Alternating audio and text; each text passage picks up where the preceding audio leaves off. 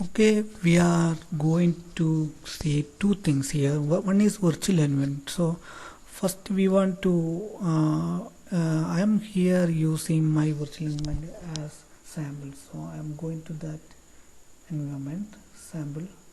Okay, now so maybe you may be confused with how to make virtual environments. For that you can use with pipe install, then you want to install pipe.env.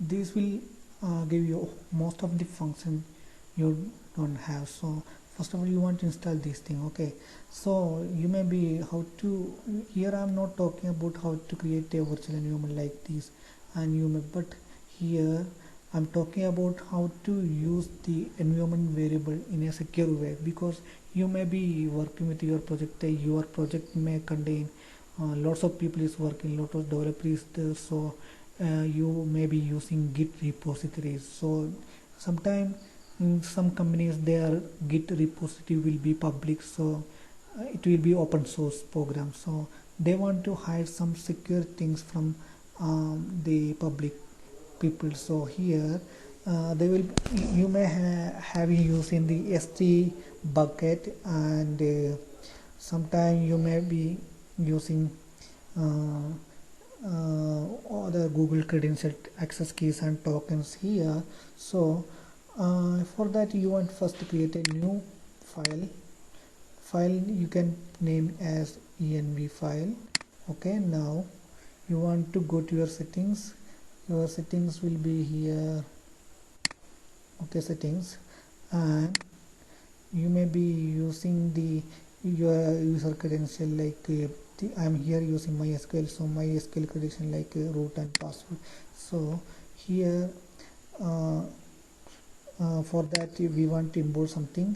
We want to import virtual environment, and you want to use 2 to 3 commands. Okay, after that you want to come here and you want to put something like env database user and env database password. So you want to define these two things. So we want to copy this thing and go to env file and paste it here, and again we want to copy the second thing, database password, Control C, Control V. Okay, now database username is root here, my password is blank.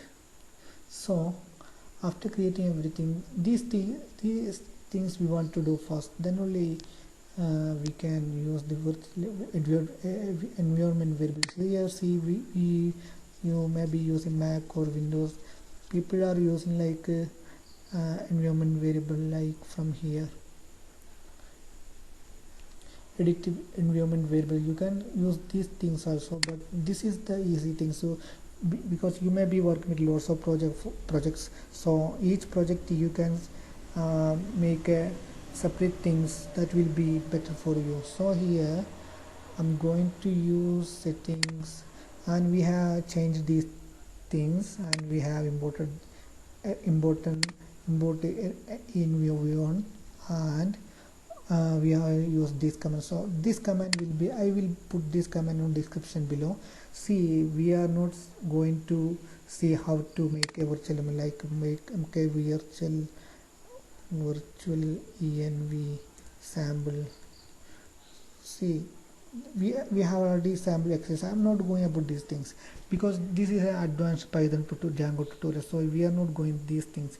So here see, when I click new tab, every time I click new tab, I want to put my command like work on sample, then only I can go to this virtual environment. See, if I'm clicking in another time, I want to put again work on sample. So this is the irritation for me. So for that you can use one thing, that is you press your Control Shift. I will show you new file. We can close everything, we can see something. Okay, see, show all command, Control Shift P.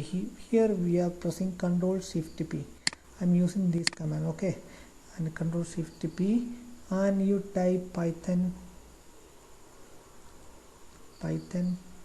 select.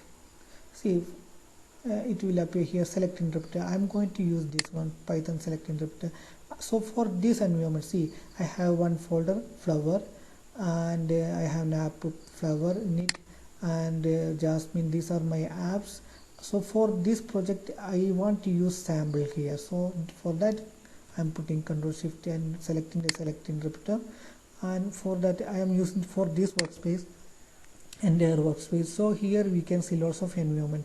I create lots of environment here, but here I want to use sample.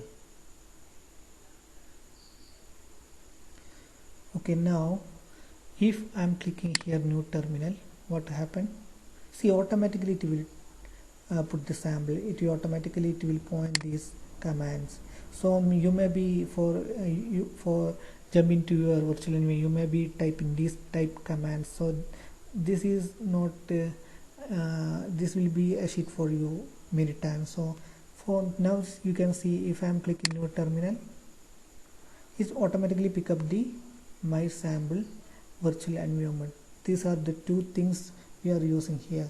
So why we want to use environment variables? Because our project may be using Git repository, so you want to put your credential like S3 buckets, SS keys, tokens, and your MySQL database, username, password, everything you want to put separate file. So you are not going to push these things to Git repository. All other files will be going to push to the Git repositories. So you may be working with your sometimes some companies are making their project to open source, so that time also they are not going to publish their secret credential things, because it will be very in future it will make problems. So you may be paying for Amazon or, and that will be a problem for you. That's the main problem here.